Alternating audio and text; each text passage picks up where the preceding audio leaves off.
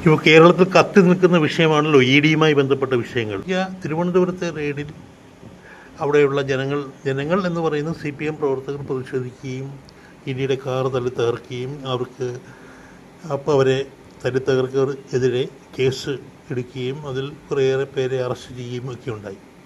എന്നാൽ നേരെ മറിച്ച് ഇവിടെ അതേപോലെ തന്നെ അന്വേഷണവുമായി ബന്ധപ്പെട്ട് റെയ്ഡുകൾ കണ്ണൂർ ഭാഗത്തുണ്ടായി, പിണറായിയുടെ വീടിൻ്റെ ഭാഗത്ത് അല്ലെങ്കിൽ വീട്ടിലുണ്ടായി. അപ്പോൾ അവിടെ പിണറായിയിലെ ആളുകളെ സംഘടിക്കുകയും പ്രതിഷേധം നടത്തുകയും ചെയ്തു. നിരവധി പ്രവർത്തകരും പ്രാദേശിക നേതാക്കളും ഒക്കെ പങ്കെടുത്തു. പ്രതിഷേധം കടുപ്പിച്ചതോടെ പോലീസ് നല്ല രീതിയിൽ ഇടപെടലും ഉണ്ടായി. ഈ സംഭവത്തിന് ശേഷം പിന്നീട് രജിസ്റ്റർ ചെയ്ത കേസുകളിലാണ് വിവാദം പൊട്ടിപ്പുറപ്പെട്ടത്. ശരിക്കും പറഞ്ഞാൽ ഈ പ്രതിഷേധത്തിന് നേതൃത്വം നൽകിയ നേതാക്കന്മാരെ കേസിൽ ഉൾപ്പെടുത്താതെ സാധാരണ ജനങ്ങളെ, പ്രവർത്തകരെ മാത്രം പ്രതിയാക്കിയാണ് വിമർശനത്തിന് കാരണം. ഇവിടെ ജനങ്ങളെന്ന് പറയുമ്പോൾ പിണറായിയെ സംബന്ധിച്ചിടത്തോളം ഇവിടെ സ്ഥിതി അനുസരിച്ച് നോക്കുമ്പോൾ ഏകദേശം ഭൂരിപക്ഷം വരുന്നതും ഇതിൻ്റെ CPM-ൻ്റെ പ്രവർത്തകരും അണികളുമൊക്കെയാണ്. ഇതൊരു വലിയ വിവാദമായി മാറും എന്ന് ഉറപ്പാണ്. ജയരാജൻ്റെ പേരാണ് ഇവിടെ ഏറെ ചർച്ച ചെയ്യപ്പെടുന്നത്. കാരണം പ്രതിഷേധത്തിന് മുമ്പിൽ നിന്നത് ജയരാജനാണ്. അപ്പോൾ ജയരാജൻ്റെ പേര്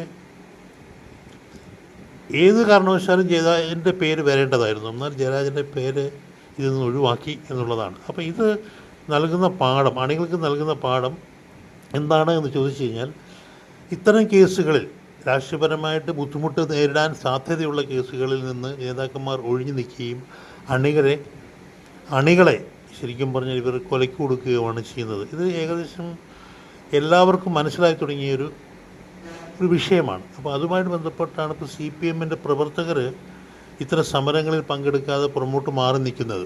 എന്നാൽ കണ്ണൂർ ഭാഗത്തുള്ള ആളുകൾക്ക് ഇതുവരെ ഇത്തരം കാര്യങ്ങളിൽ കൂടുതൽ തിരിച്ചറിവ് ലഭിച്ചിട്ടില്ല എന്നാണ് ഇവിടെ നമ്മൾ പറയാൻ ശ്രമിക്കുന്നത്. അതുപോലെ തന്നെ തെളിവുകളുടെ അടിസ്ഥാനത്തിലാണ് പോലീസിൻ്റെ മൊഴി എന്ന് പറയുന്നത്. അപ്പോൾ തെളിവുകൾ ശരിക്കും പറഞ്ഞു കഴിഞ്ഞാൽ ഡിജിറ്റൽ തെളിവുകളാണ്. ലോകത്തിലുള്ള എല്ലാവരും കണ്ടുകൊണ്ടിരിക്കുകയാണ് അവിടെ നടന്നത് എന്താണ്. അപ്പോൾ ഈ ഡിജിറ്റൽ തെളിവുകൾ ഇനി കോടതിയിൽ വരുന്ന കേസുകൾ വളരെ ശക്തമായ തെളിവുകളായിരിക്കും.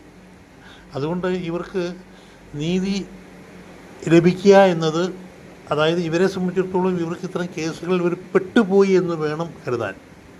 നീതി എന്ന് പറയുന്നത് കുറ്റം ചെയ്തവർക്ക് നീതി ലഭിക്കില്ല, ശിക്ഷയാണ് ലഭിക്കുന്നത്.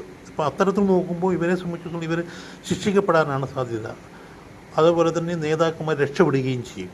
ഇത് ശരിക്കും പറഞ്ഞാൽ ഇനി വരുന്ന സമീപകാല രാഷ്ട്രീയത്തിൽ ഏറെ ചർച്ച ചെയ്യപ്പെടാൻ പോകുന്ന വിഷയം കൂടിയാണ്. അപ്പം എന്തായാലും അണികൾ കരുതിയിരിക്കുക. നേതാക്കന്മാർ നിങ്ങളെ ഏത് കാരണവശാലും ഈ കേസുകൾ കുടുക്കിയ ശേഷം അവർ സ്വയം രക്ഷപ്പെടും, അണികൾ മാത്രം കുടുങ്ങും. അപ്പോൾ ഇതാണ് ഇന്നത്തെ രാഷ്ട്രീയം. അണികൾ കരുതിയിരിക്കുക, പ്രവർത്തകരും കരുതിയിരിക്കുക. രാഷ്ട്രീയം നമ്മുടെ മനസ്സിലുണ്ടാകണം, പക്ഷേ അത് പുറത്ത് പ്രകടിപ്പിക്കുമ്പോൾ അത് അധിക വിപ്ലവം ആകരുത്.